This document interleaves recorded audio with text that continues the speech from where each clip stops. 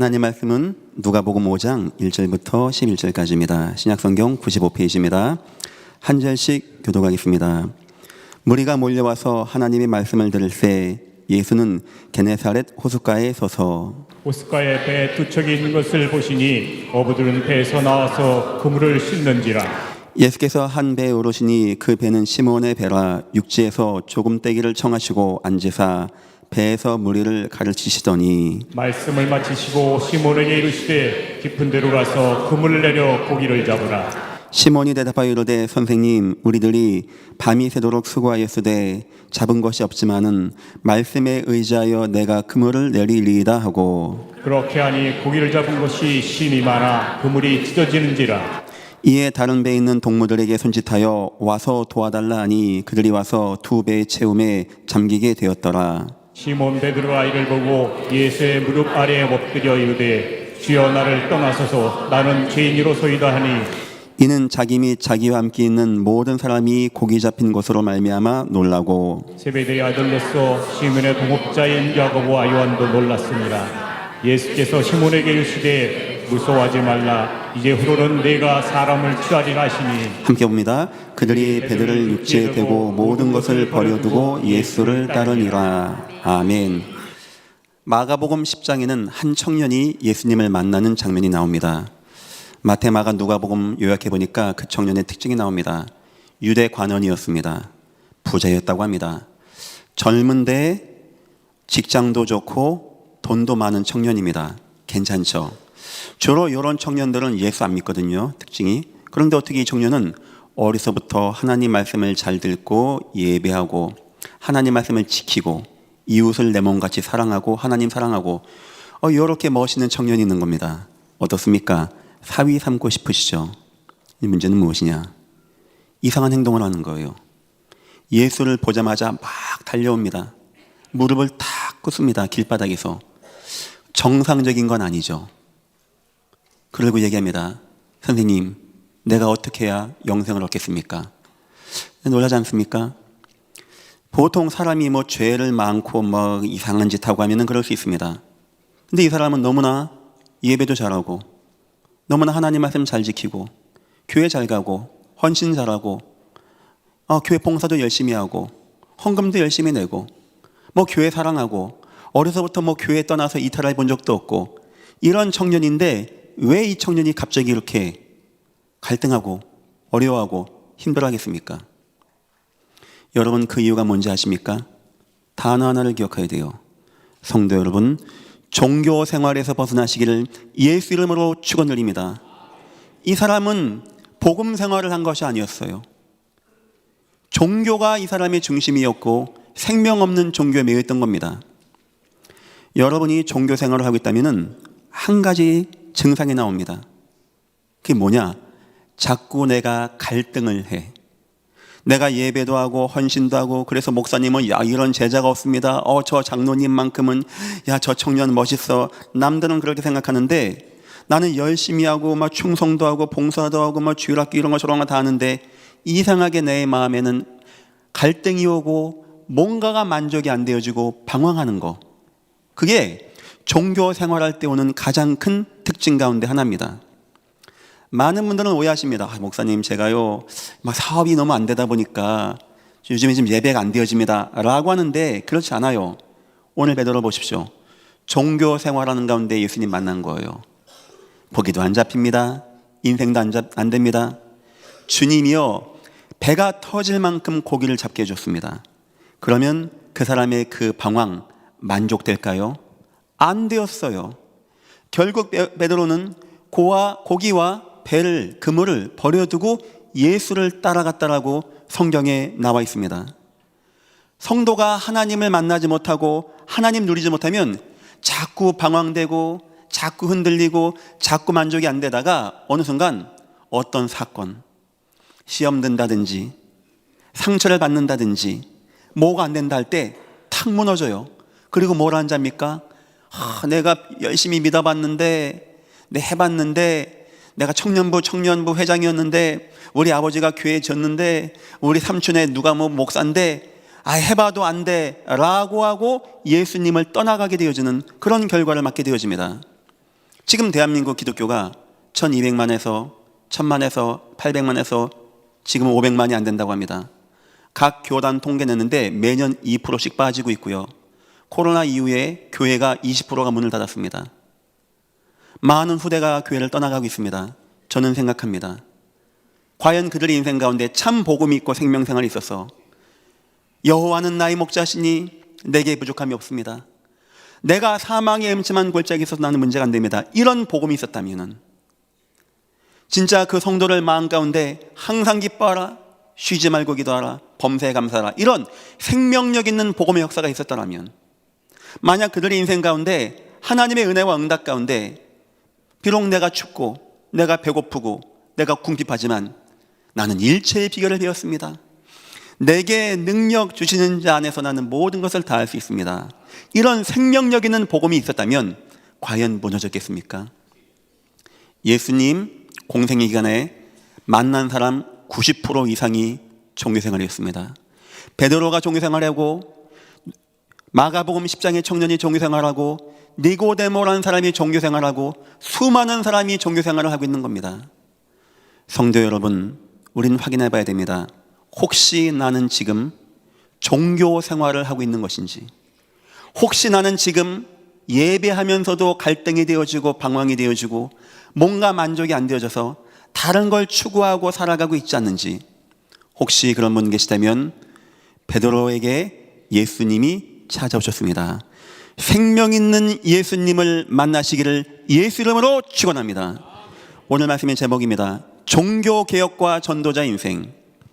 오늘은 종교개혁 주일입니다. 작년에는 이 설교를 제가 안 했었는데 해야겠다는 생각을 하게 된 이유가 있습니다. 작년에 대한민국에 전 세계에 또 창피한 사건이 있었죠. 100 몇십 명입니까? 할로윈 축제 때 죽임당한 겁니다. 그 사람들 축제 내용 보니까 귀신 문장하고 노는 거더라고요. 저는 참 그 행사를 만든 사람들의 생각을 참 많이 합니다. 왜냐?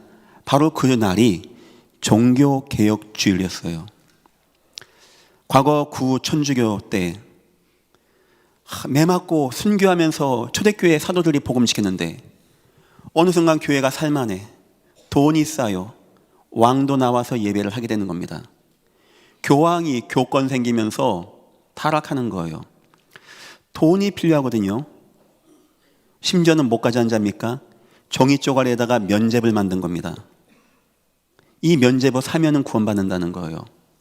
저 밑에 계단을 성도들 무릎으로 기어 올라가게 하고 사제들이 딱 버티는 겁니다. 다시가 똑바로 해 하고 면죄부 팝니다. 이거 받으면 구원받는 거예요. 사람들이 돈을 막 냅니다. 그거 살려고. 심지어는 그것도 부족했는지 돈통 갖다 놓고 너희 아버지 다 지옥 갔다. 근데 하나님이 사랑하셔서 지옥까지 안 보내고 연옥에 집어넣었다. 잊지도 않은 걸 끄집어낸 겁니다. 천주교가. 니네가 돈을 땡그랑 놓는 순간, 땡그랑 하면 하나님이 앓고 들어오시고 너희 아버지를 한 계단씩 올려주신다.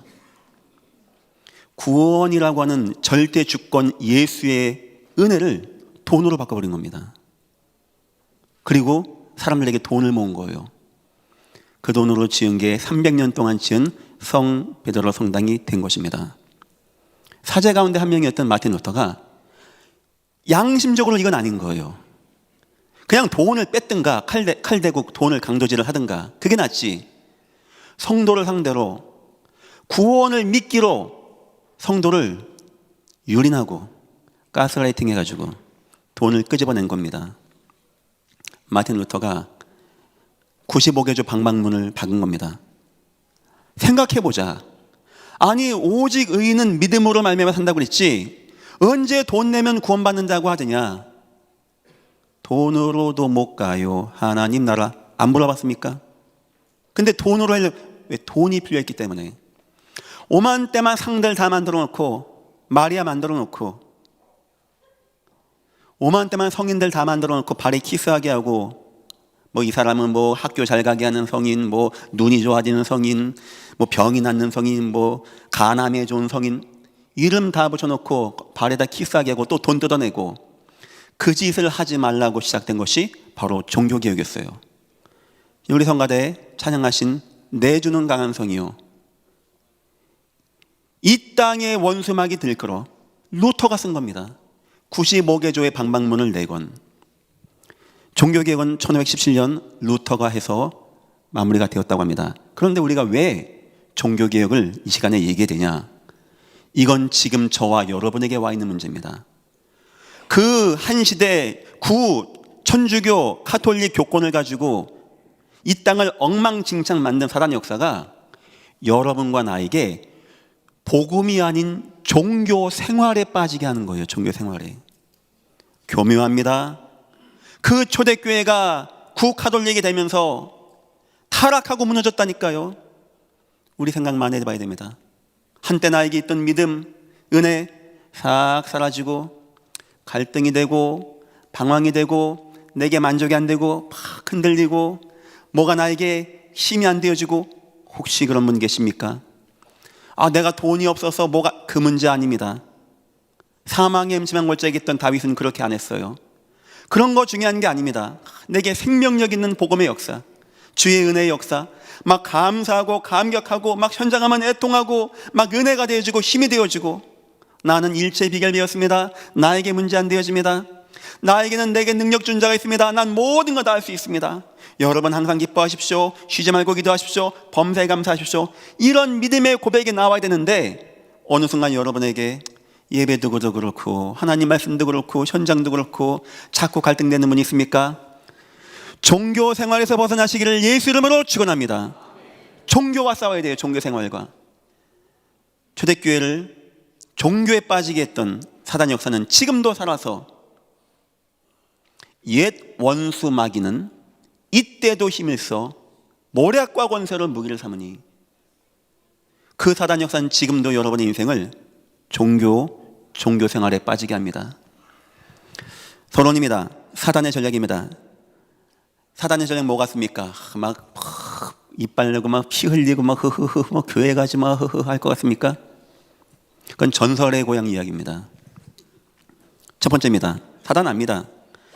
교회 핍박박해 천만의 말씀이에요. 교회는 핍박받고 박해되면 막 더 하나가 되어지고 카타콤 같다니까요. 거기서 애를 교육했다니까요. 그런데 그 카타콤에 있던 후손들이 나와가지고 돈이 생기니까 타락되어진 겁니다.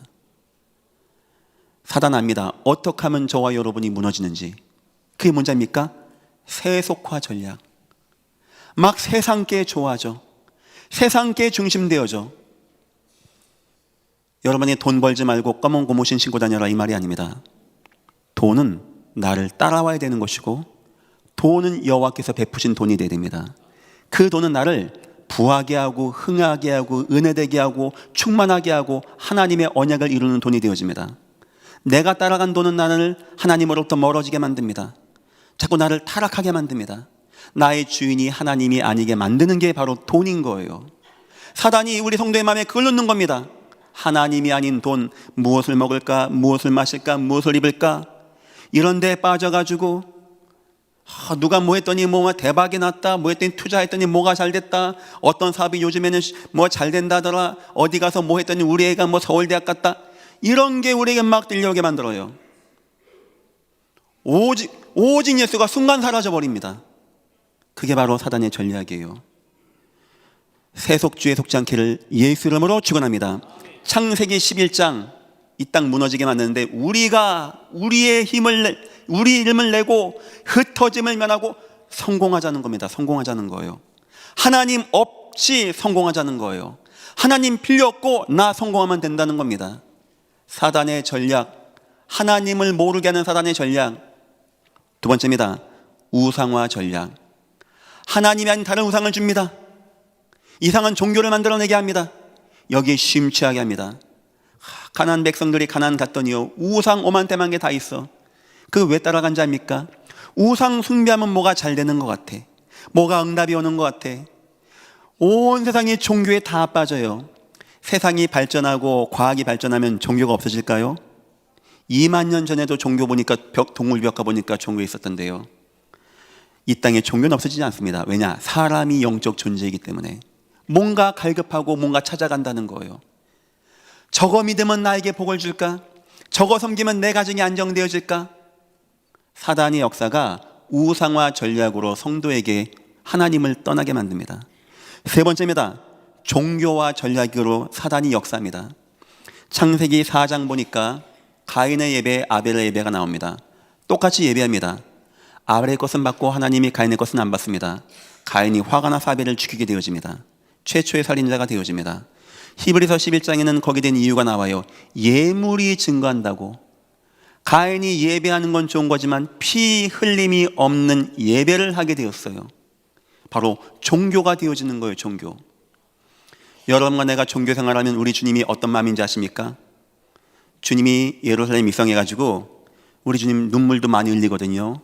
선하고 인자하고 착하고 죄인 진자 안아주고 이해해주고 과부와 고아와 함께 해주고 눈물 흘렸던 예수님인데 막 들러엎고 채찍으로 치고 왜 그런지 압니까? 예루살렘 교회가 종교화가 되어진 거예요. 양 팔고 소 팔고 돈 바꾸고 그 양과 소의 주인공이신 예수님이 왔는데 예수님 안 중요해. 교회가 돈 벌고 돈 팔고 이거 해야 되는 겁니다. 예수님이 얼마나 종교를 미워한 자입니까? 막 들러엎고 독사의 새끼들아 욕도 하고 예수님 욕 잘한다니까요. 우리가 종교생활 한다는 우리 하나님은 그걸 그렇게 보십니다. 이거 세속화 전략, 우상화 전략, 종교화 전략. 그래서 종교, 교회에서 딴 거 얘기 안 합니다. 뭐 사단, 예수 그리스도, 천국의 소망. 목사님 가봤습니까 천국? 왜 자꾸 그런 얘기하면 수준 떨어지게. 선하고 부모를 공경하고 이웃 사랑하고 이웃을 베풀고 우리가 사회에 환원하고 사회의 정의를 권하고 자꾸 이렇게 흘러가게 되는 거예요. 예수를 자꾸 빼버리는 겁니다. 예수를.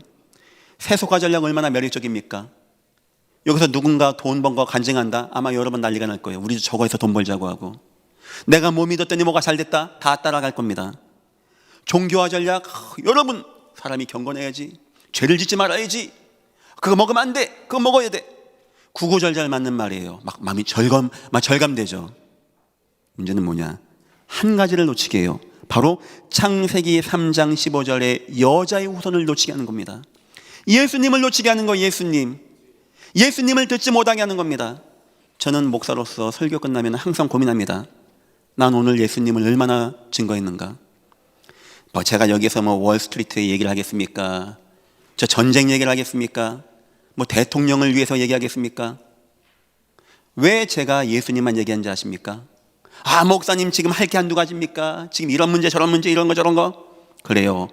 여러분에게는 가정 문제, 경제 문제, 인생 문제, 자녀 문제 여러 가지 문제 많이 있습니다. 그런데 모든 문제 해결자는 오직 예수 한 분이십니다. 그래서 예수님만 증거하면 되는 거예요. 이상하죠? 예수님 딱 뜨는데 어떤 사람은 영적 문제가 치유되는 사람이 있고 어떤 사람은 마음이 뜨거워지는 사람이 있고 어떤 사람은 병이 치유되는 사람도 있고 어떤 사람은 죄악에서 노인받는 사람도 있고 어떤 사람은 죽음 가운데 살아나는 사람이 있고 아기가 클 때 엄마가 젖을 물립니다. 젖만 먹으면 됩니까?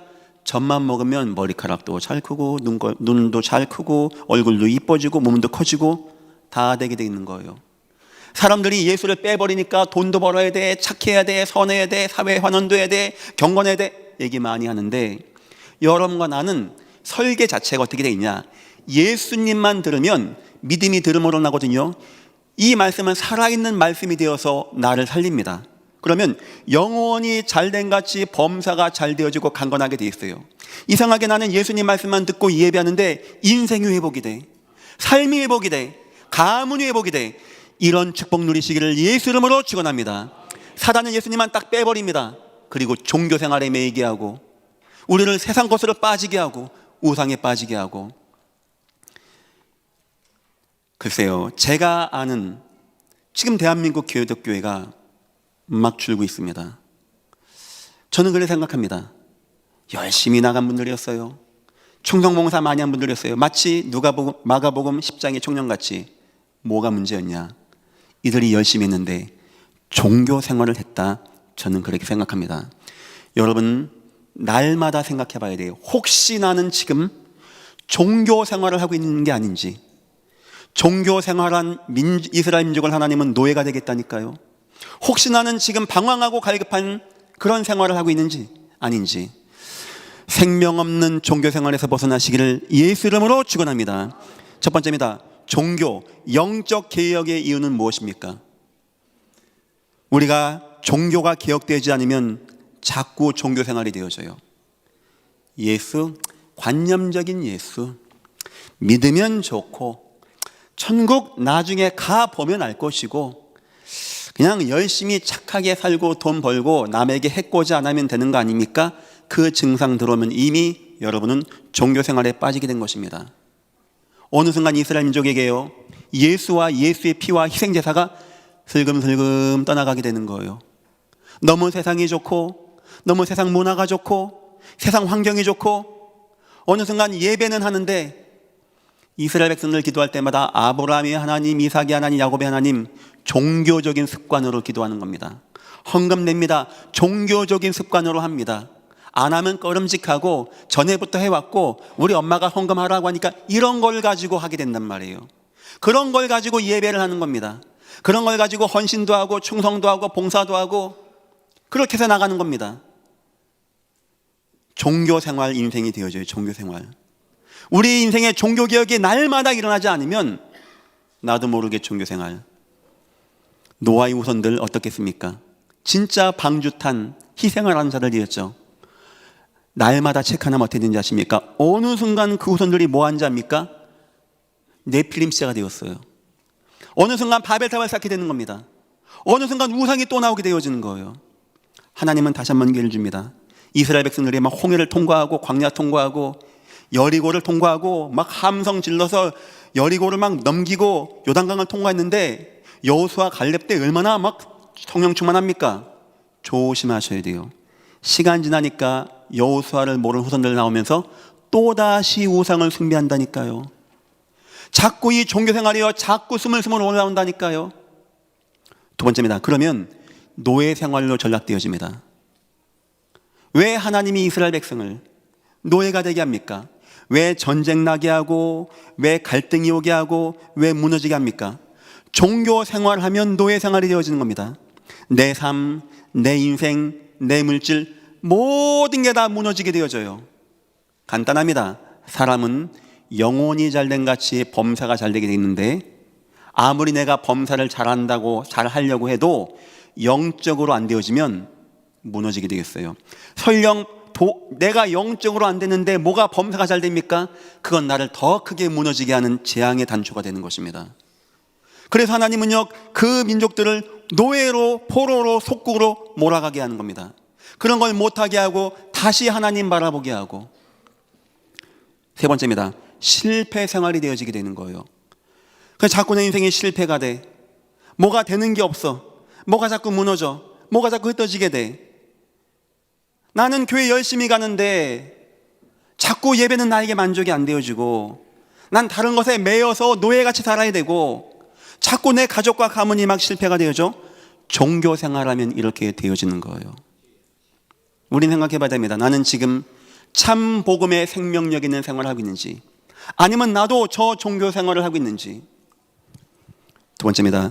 저와 여러분은 종교를 개혁해야 됩니다. 종교 개혁의 방법입니다. 베드로가 종교 개혁이 안 된 겁니다. 이스라엘 백성이니까, 이스라엘 백성 워낙 하나님 믿는 민족이니까 뭐 교회도 갔겠죠. 헌금도 했겠죠. 뭐 열심히 뭐 시, 때, 절기 했지 않겠습니까? 이 베드로를 보십시오. 밤새 겉에도 뭐가 안 되는 거예요. 뭐가 인생이 안 돼. 뭐가 삶이 안 돼. 물고기 많이 잡으면 그게 치유될까요? 안 되는 거예요. 그런데 이 베드로에게 드디어 어느 날 예수님이 찾아오게 되신 것입니다. 여러분 인생에 예수님을 만나야 돼요. 날마다 만나야 돼요. 매일마다 만나야 돼요. 일평생 예수 만나시기를 예수 이름으로 축원합니다. 마태복음 16장 13절 20절입니다. 나도 예수님 아는데 목사님, 나 예수님 뭐 그리스도 아는데, 그래 가지고는 안 되는 겁니다. 얼만큼 우리가 예수님을 분명하게 알아야 되나, 만나야 되냐? 주님 물어보셨습니다. 사람들이 인자를 누구라고 하느냐? 사람 다 얘기합니다. 나 만나봤지. 종교생활은 얘기합니다. 엘리야 같아, 예레미야 같아, 사회주의 운동, 박애주의 운동, 신비 운동, 선행 운동, 구제 운동, 그게 우리 예수님이 한 거 아니야? 종교 생활이 그렇단 말이에요. 종교 생활이. 그러면 너희는 나를 누구라 하냐? 시몬 베드로가 대답합니다. 주님은 그리스도시요 살아계신 하나님의 아들이십니다. 내 인생의 죄악의 문제는 이길 수 없었는데 예수님은 내 인생에 찾아오셔서 죄인된 나를 구원하셔서 이제 예수 안에 있는 자에게는 결코 정죄함이 없나니 예수 안에 있는 생명의 성령의 법이 죄와 사망의 법에서 나를 해방하였습니다. 나는 하나님을 못 만났던 인생인데 길 되시고 선지자 되신 예수님이 찾아오셔서 내가 곧 길이요 진리요 생명이니 나로 말미암지 않고는 아버지께로 올 자가 없습니다. 나에게 예수님을 만나는 길 선지자로 오셨습니다. 나는 절대 사단의 문제를 이길 수 없습니다. 그런데 왕 되신 주님이 찾아오셔서 하나님의 아들이 나타나신 것은 마귀를 멸하려 하심으로 왕 되신 주 예수께서 찾아오셔서 내가 구원받고 하나님 자녀가 되었습니다. 그래서 나는 압니다. 예수님은 그리스도시요 살아계신 하나님의 아들이십니다. 예수님을 이렇게 알아야 돼요. 좋은 분, 십자가에 죽은 분, 나중에 천국 가게 하는 분, 이렇게 하는 게 아니고 주는 나의 그리스도십니다. 주님은 살아서 나를 구원하시는 하나님의 아들이 되십니다. 날마다 체험하시기를 예수 이름으로 축원합니다. 우리는 그 체험이 되어져야 돼요. 그렇지 않으면 어떻게 된다고요? 슬금슬금 뭐가 올라온다고요? 종교 생활이 올라와요. 그냥 됐어, 뭘 그렇게 열심히 해, 우리 광신도 아니잖아, 자꾸 올라오게 되어집니다. 두 번째입니다. 예수님은 이런 베드로를 만나주시고 그 다음에 현장으로 인도하셨습니다. 왜 그럴까요? 전도 많이 해라. 우리의 종교 생활을 막는 굉장히 중요한 열쇠가 현장에 있는 거예요. 우린 늘 확인해야 됩니다. 예수님의 현장 가서 확인한 게 있습니다. 마태복음 9장 35, 38절입니다. 현장에 무너진 자, 실패한 자, 병든 자. 베드로가 그때 알았어요. 세상이 이런 문제 가운데 있구나. 세상에 그리스도만 만났구나. 아니, 우리 유대민족은 다 하나님 믿는 민족인데 왜 이렇게 무너졌지? 종교생활에 빠졌구나. 그런데 예수님만 만나면, 어떤 죄인도 예수님만 만나면, 어떤 무너진 자도 예수님만 만나면, 아무리 실패한 자도 예수님만 만나면 구원받고 하나님의 자녀가 된다는 거예요. 주님은 그걸 보여줬다는 겁니다. 여러분 인생에 확인해야 돼요. 여러분 현장에서 확인해야 되면, 주님, 지금 주의 은혜가 없어서 다 무너졌습니다. 주님, 내 가족과 가문이 예수가 중심이 안 돼서 종교에 빠졌습니다. 주님, 내 지역과 직장의 사람들이 우상과 세속에 빠져서 하나님이 없습니다.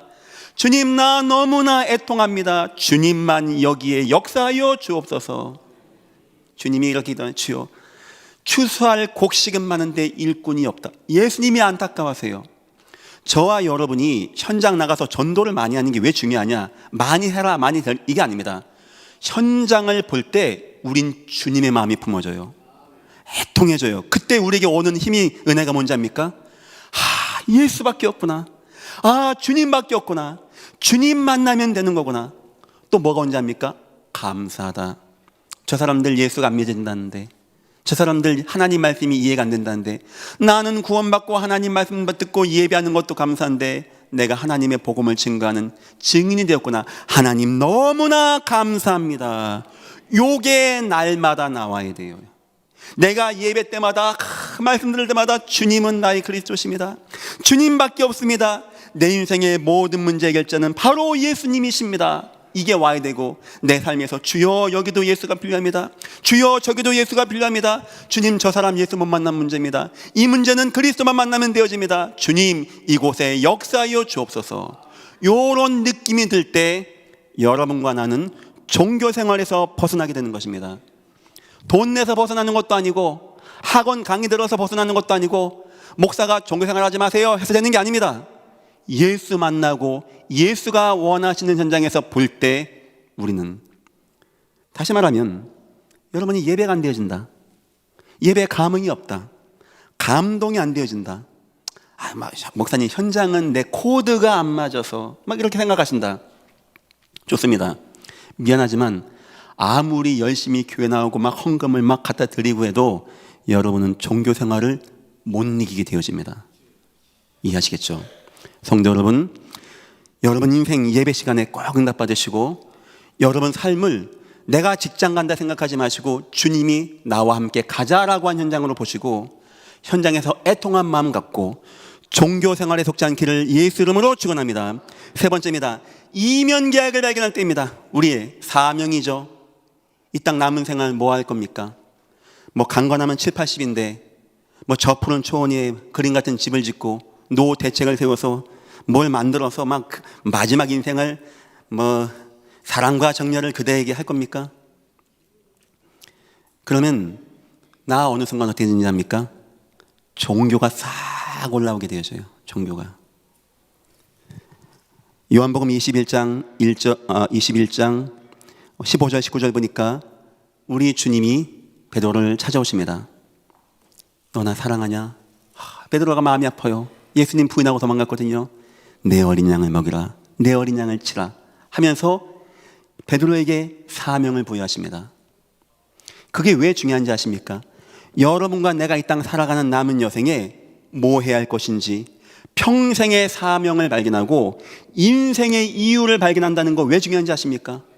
그냥 내가 막 내 사명이야, 인생 이유야, 여기서 끝나는 게 아니에요. 슬금슬금 기어올라오는 그 종교의 싹이 내가 하나님의 이면 계약을 발견하고 인생의 이유를 발견할 때 꺾어지고 무너지게 되는 것입니다. 예수를 발견할 때, 현장을 발견할 때, 나의 사명을 발견할 때 뭐 성령 충만해졌어요, 막 감사해요. 그것도 축복이지만 종교가 올려주지 못하고 사단이 틈타지 못하는, 여러분의 인생이 종교생활과 노예생활과 실패생활 되지 못하게 하는 이런 능력이 나타나는 힘이 되는 것입니다. 믿으시기를 예수 이름으로 축원합니다. 세 번째입니다. 종교개혁의 결과입니다. 여러분이 진정으로 종교개혁이 되어진다, 이 세 가지 응답이 여러분이 오라고 해서 오는 것도 아니고 오지 말라고 해서 안 오는 게 아닙니다. 여기 계신 분 가운데 목사님 내 인생은요 이 세 가지가 되어지고 있어요. 여러분은 이미 예수를 덜 만나고 누리고 현장 확인하고 이면개혁 발견하면서 종교개혁이 되어지는 분이에요. 첫 번째 어떤 특징이 있냐? 바로 전도자의 인생을 살게 되어집니다. 이 말은 뭐냐? 이렇게 종교생활이 아닌 복음의 특징은 생명이거든요. 내가 생명을 가지고 있으면 내 주위에 생명 받을 자들이 모여지고 생명운동이 일어나게 돼 있는 겁니다. 전도를 많이 하자, 전도 많이 하세요가 아닙니다. 생명의 복음을, 그런즉 이제 그리스도 예수 안에 있는 자에게는 결코 정죄함이 없나니 이는 예수 안에 있는 생명의 성령의 법이라고 했어요. 생명이 운동에 나타나게 됐단 말입니다. 주님이 말씀하십니다. 사도행전 1장 18절 오직 성령이 너에게 마시면 권능받고 땅끝까지 내 증인이 되리라 하시니라. 여러분 인생에 참 생명 있는 복음운동, 복음의 삶을 통하여 생명운동이 되어지기를 예수 이름으로 축원드립니다. 내 주위가 다 살아나는 역사. 베드로가 사도행전 4장에 갑니다. 못 걷는 자가 있습니다. 외칩니다. 은과 금은 내게 없거니와. 생명운동한 자, 생명의 복음인 사람의 특징입니다. 담대합니다. 내게 있는 것으로 내게 주노니 확신입니다. 주님이 내 안에 있고 나사렛 예수 이름으로 일어나 걸어라. 그가 일어서고 생명 들어가고 5,000명이 모여서 예루살렘이 전도가 되어지는, 이게 왜 중요하냐? 예수님 마지막 올라가실 때 너희는 예루살렘의 증인 될 거야 했는데 이 증거가 베드로와 요한 통해서 나타나게 된 것입니다. 생명운동하는 생명의 복음 가진 자 통해서 주님은요 생명운동이 일어나는 역사를 나타내신 거예요.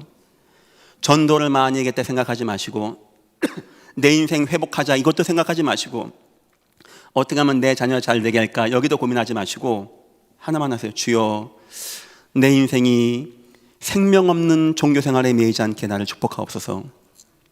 내 인생이 복음생활 속에 거하게 복음개혁되어지게 나를 축복하여 주옵소서. 그러면 여러분의 인생은 당연히 자연스럽게 가장 먼저 전도자 인생 꼭 누리시기를 예수 이름으로 축원합니다. 두 번째입니다. 중직자 인생이 되어집니다. 베드로가. 이건 무슨 의미입니까? 이렇게 복음으로 종교개혁이 된 사람은요 뭐가 소중하다고요?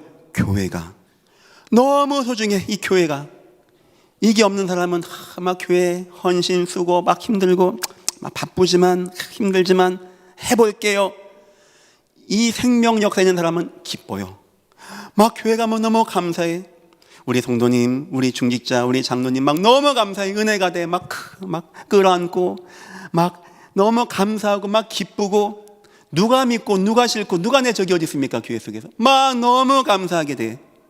내가 이 살면서 이 교회 중직이 되어져서 많은 사람 도와주고 후손 양육하고 내가 하나님 앞에 쓰임받고 헌신하고 너무 기쁘고 감사한 인생이 되어진다는 겁니다. 그래서 이 베드로가 초대교회 중직이 되어지고요, 사도가 되어지게 되고요, 거기서 막 떡을 떼고 친기하고 나누고 막 기쁨 얻게 되어지는 역사, 여러분에게 이런 응답이 임하기를 예수 이름으로 축원합니다. 세 번째입니다. 종교개혁이 되어지면요, 치유자의 인생을 살게 되어집니다. 이 말은 무슨 말입니까? 생명 있는 복음으로 종교개혁이 되는 사람은요, 주의가 치유가 되어진다는 거예요. 자꾸 내 인생이 치유가 되어지고, 내 가정이 치유가 되어지고, 내 자녀가 치유가 되어지고, 내가 학교 가는데 학생들이 다 치유가 되어지고, 내가 직장 갔는데 모든 직원들이 다 치유가 되어지는 거, 내가 하려고 하는 게 아닙니다. 내가 종교개혁이 되어지고 복음운동이 되어지는, 베드로가 가는 곳마다 이 응답이 나타났어요. 고넬료라는 사람이 있습니다. 경건한 사람입니다. 헌금도 많이 했다고 합니다. 구제 많이 했다고 합니다. 하나님 되게 사랑했다고 합니다. 문제는 뭐냐? 종교생활자였어요. 너무 힘들었어요. 고넬료가 막 갈등합니다. 나중에 베드로 갔더니 막 맨발 나가서 또 꿇어앉습니다. 종교생활자 그렇게 하는 거예요. 여기에 주님이 누굴 보냈다고요? 베드로. 왜 그랬을까요? 베드로 알았어요. 내가 종교생활 했을 때 나의 인생, 종교생활의 인생, 노예되어진 인생, 실패한 인생, 예수 만나고 회복되어진 인생, 종교가 개혁되어진 인생, 그리고 봤더니 저 고넬료가 어쩜 나랑 똑같이 종교생활을 하고 있는 겁니다. 거기서 예수를 증거합니다. 성령 임합니다. 사람들이 하나님을 찬양하고 치유가 되어지는 역사와 은혜와 응답이 나타나게 된 것입니다. 우리 주님은 베드로에게 나를 따라와라, 내가 너와 함께 가고 사람을 낚는 어부가 되게 하겠다. 저는 생각합니다. 전도 많이 하자 이 말이 아닙니다. 우리의 종교생활을 막는 최고의 방법은, 성도 여러분, 전도자 인생 사시기를 예수 이름으로 축원합니다. 내가 예수가 너무 좋고 예수가 감사하고 막 예수 말하고 싶고, 종교가 삐짓고 들어올 수가 없는 겁니다. 사단이 틈을 낼 수가 없는 거예요. 나를 가장 복되게 하고 은혜되게 하고 응답받게 하고 하나님 사랑받게 하는 거, 내가 전도자가 되어서 복음 속에서 생명운동하고 생명 증거하는 인생, 예전 교회 여러분들 다 되시기를 예수 이름으로 축원합니다. 결론입니다. 목사님, 어떻게 하면 나 이 복음 인생을 계속 살겠습니까? 어떻게 하면 나 날마다 종교개혁하겠습니까? 첫 번째, 날마다라고 했습니다. 초대교회 때 방법입니다. 날마다였어요. 저 유대 관원들, 교권주의자들, 바리새인들, 여기서 나온 겁니다. 날마다 하는 겁니다. 예수 그리스도. 왜 이 교회에서 평일교회 만든지 아십니까? 매일마다 아이들만 130명이 옵니다. 밥 먹는 거 모든 게 다 복잡해요. 뭐 은혜학교, 맘스쿨, 언약예방, 뭐 다문화. 그거 왜 하는지 아십니까? 예전 교회 식사 비용으로 한 달에 700만 원 지출되어집니다. 그거 왜 하는지 압니까? 돈 써가면서. 전 아는 게 하나 있어요. 뭐 다음 주에 교회 올게요. 이번 주도 교회 왔는데 미안하지만 어느 순간 슬금슬금 종교가 올랄걸요. 아침에 우리 대안학교 애들이 여기서 성가대 했어요. 세상 찾아보십시오. 중학생 애들이 8시부터 와서 성가대 연습하는 아이들이 있는지. 걔네 왜 그런지 아십니까? 날마다 모여서 예배하는 아이들이기 때문에 그래요. 초대교회 때 날마다라고 했어요. 굉장히 중요한 단어입니다. 여러분의 인생 날마다 복음 예배 속으로 들어가시기를 축원합니다. 두 번째입니다. 어려서부터입니다. 어려서부터. 너희 마땅히 행할 길을 아이에게 가리키라. 그러면 늙어서도 떠나지 아니하리라. 요셉이 어렸을 적에 받은 하나님의 언약이요, 커서까지도 영향 주거든요. 다니엘 아이 때 받았던 하나님의 계획이 뜻을 정하고 총리까지 인도하거든요. 그래요. 우리 어려서부터, 성도 여러분, 처음 시작부터 오직 복음 속으로 들어가시기를 예수 이름으로 축원합니다. 세 번째입니다. 오로지라고 나왔어요. 오로지. 성경에는 오로지, 오직이라는 단어가 성경에 꽤 많이 나옵니다. 특히 우리의 여러분 가운데 많이 무너지고 이 종교 생활이 더 지나가서 마음이 갈등이 되고 방황을 거치면 상처가 되는 거예요. 사단의 통로가 되는 겁니다. 무너지는 거예요. 이런 분들 혹시 계십니까? 오직 하십시오. 오직 성령이 너에게 마시면 술 취하지 말라 있는 방탕한 것이니 오직 성령의 충만함 받으라. 오직 여호와를 앙망하는 자는 오직이 되어져야 돼요. 오직이. 날마다 어려서부터 오직이 되어서 여러분이 더욱더 예수로 뜨겁고 충만해지고 예수가 예배 때마다 발견되어지고 인생에서 발견되어지고 내 남은 사역으로 발견되어져서 감사하고 충만하고 때로는 애통하고 기쁘고 절대 종교가 틈타지 못하고 가는 곳마다 많은 사람을 살리는 전도자, 많은 성도를 세우는 중직자, 많은 사람을 치유하는 치유자 영남 누리시고 이 땅 승리하시기를 예수 이름으로 축원합니다. 기도하겠습니다. 하나님 감사합니다. 혹시 나는 지금 종교 생활에 매여 있지 않습니까? 주님, 예수 생명 있는 예배 통하여 마음의 감동을 허락하여 주옵소서. 현장을 통하여 애통함을 허락하여 주옵소서. 우리 이명객을 통하여 충만함을 허락하여 주셔서 종교에 매이지 아니하게 하시며 감동된 인생 살 수 있게 우리를 축복하시고 인도하여 주옵소서. 감사하며 예수님의 이름으로 기도했습니다. 아멘.